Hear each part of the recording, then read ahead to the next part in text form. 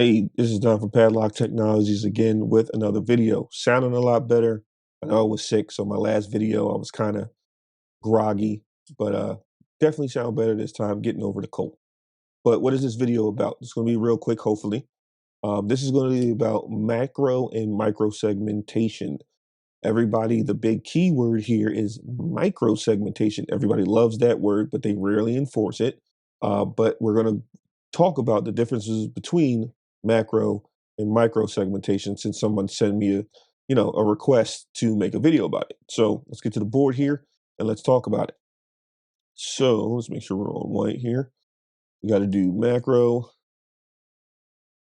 micro seg. Now I'm going to be doing this in the context of a switch.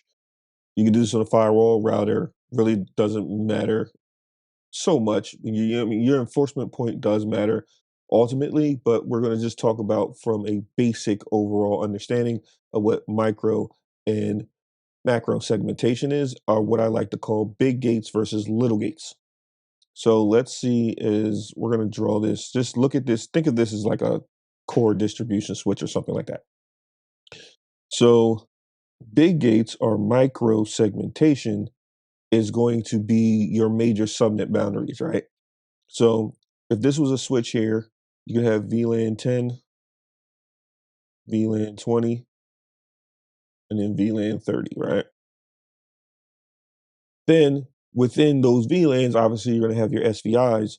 So your SVI would be, let's say this is 192, 168, 10/24, 192, 168, 2.0/24, and then 192, 168, 3.0/24. Okay.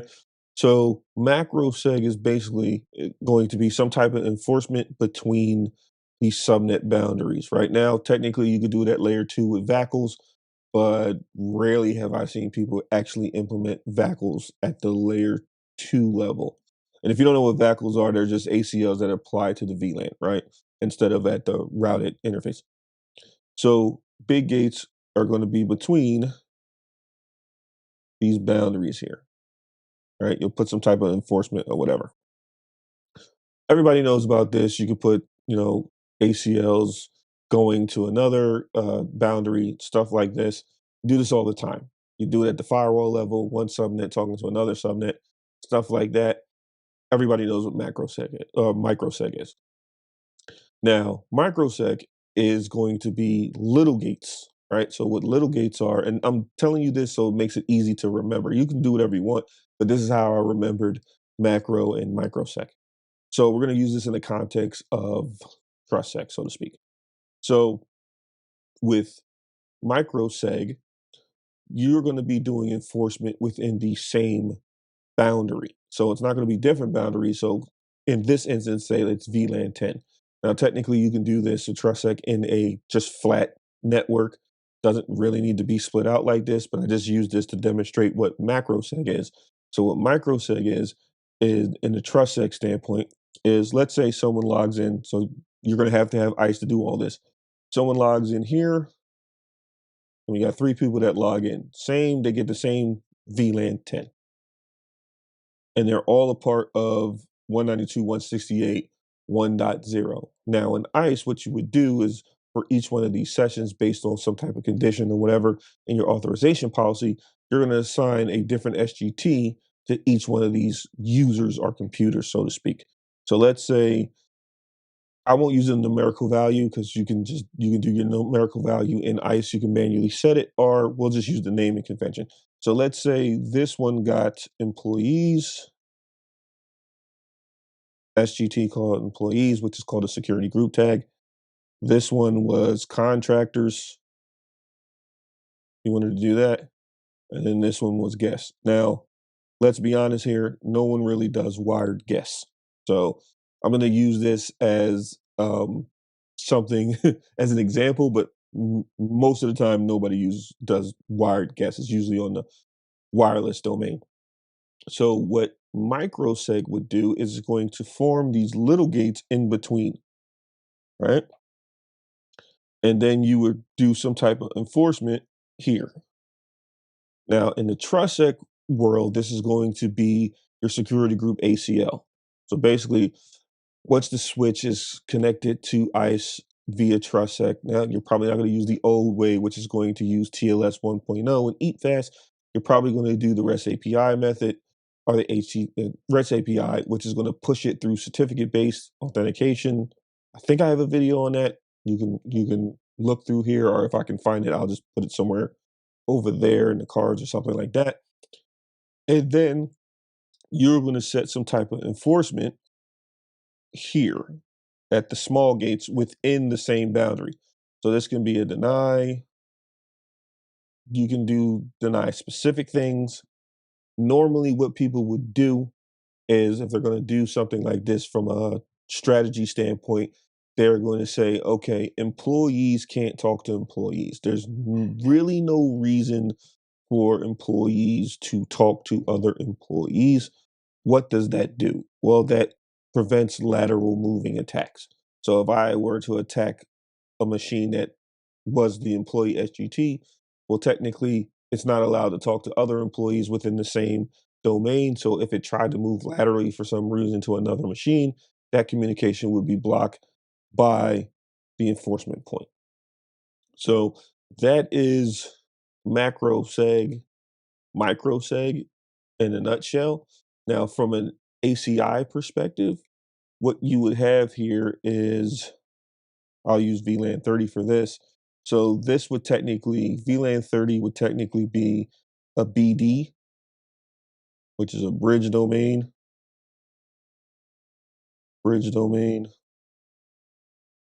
And then within the bridge domain, you would have a EPG, all right, which is your endpoint group.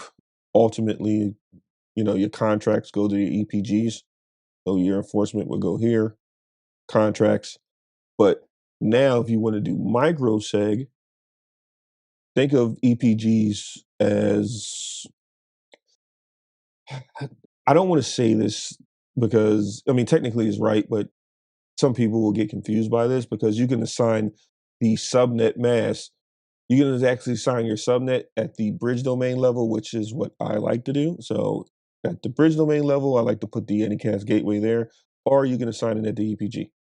Most people, I would say, do it at the BD level. But within the EPG level, you would have your UEPG. So you'd have a UEPG, couple of them. Let's say we have two EPGs here. UEPGs. All right. Now, they're still a part of the 192.168.1.30 bridge domain, but they technically are segmented out, right? And then you can form another little gate between them and then have a contract be assigned to EPGs or UEPGs. So you can have your, let's say this was a web server EPG. So this is for some reason, this was web and this was like a database back here, like a SQL database or something that it needs to talk to. Well, now you can have a provider contract.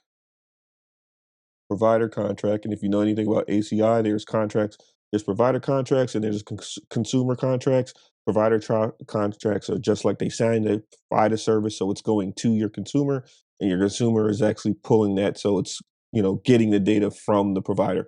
And then you can have a consumer contract on this side between the two.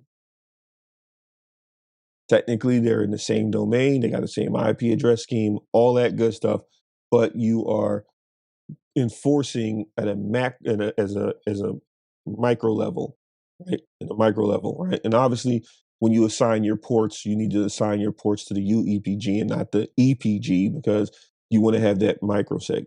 Really, what this all comes down to is like if you heard of this concept called private VLANing, it's a more expanded version of private VLANs. So if you know anything about private VLANs have your community VLAN, your isolated VLAN. And then you have your promiscuous port, which could technically be another VLAN, right? So you can just have your promiscuous there. And if you know anything about that, the community VLAN can talk to anybody that's in the same community VLAN. The isolated VLAN can't talk to anybody but the promiscuous port. So the isolated VLAN is a way to prevent lateral moving attacks because isolated VLANs can't talk to other machines that are in the same isolated VLAN. That's why they're called isolated.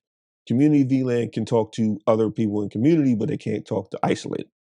So this whole macro and microseg concept um, expands on private VLANs, and now you got TrustSec can do this, um, ACI can do this with its EPG structure, stuff like that. You have things like Cisco SDA, which is software defined access, that does that. It pretty much does. Now you have to integrate it with ICE so you can get the policy part in there, but once you do the integration, now you can say, okay, when people log into the fabric, they'll get an SGT, and then you can do your enforcement from that point on. So microseg is the big one because everybody loves microseg. Macroseg is really going to be at the fusion router because it's going to be subnet to subnet where you're doing your BGP and you're doing your route leaking in between. So that's going to be macroseg because if you're going to leak the routes in between the VRFs, you're basically leaking subnet to subnet. And again, subnet to subnet is macroseg. Within the same subnet is microseg. So if you create a policy within the same VN, which is a virtual network, to say, okay, let's say if it was employees was one of your SGTs, and you say, okay, employees can't talk to employees in the corp VN, that's microseg. If you say the corp VN can't talk to the IoT VN, since they're different subnets and different VNs, that would be a macroseg. So hopefully that answers your question about macro and microseg. If you got any questions, you guys got any ideas for videos, email me at requestavideo@padlocktech.com. Again, there's probably going to be a video bumper right after this. If you have an idea for a video and you just want me to answer it via how we doing it now, just email your question at requestavideo@padlocktech.com. And if it's something that I think deserves a video, I will be sending out a video. I'll probably reply back to you and say, hey, I'm about to make a video about this. Be on the lookout. Again, this is Don for Padlock Technologies. Again, thank you and have a nice day.